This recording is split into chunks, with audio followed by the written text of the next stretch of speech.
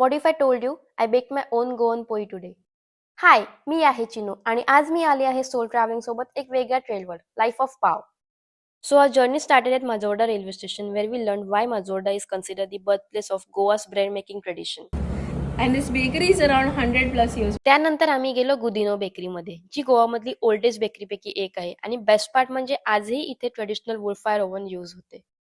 We got a behind the scenes look at entire process, learned about different varieties of Goan breads like pav, poi and undo, and even got our hands dirty by shaping our own poi. Watching the bread slowly rise and bake inside a traditional oven was honestly such a unique experience. आणि मग आला माझा favourite part. We took the very poi that we baked and turned it into our own customized panini at the local cafe. Honestly गोवामध्ये beaches, sunsets आणि cafes तर सगळेच explore करतात. पण असा एक्सपिरियन्समुळे त्या ठिकाणचं कल्चर आणि हिस्ट्री अजून जवळून समजते.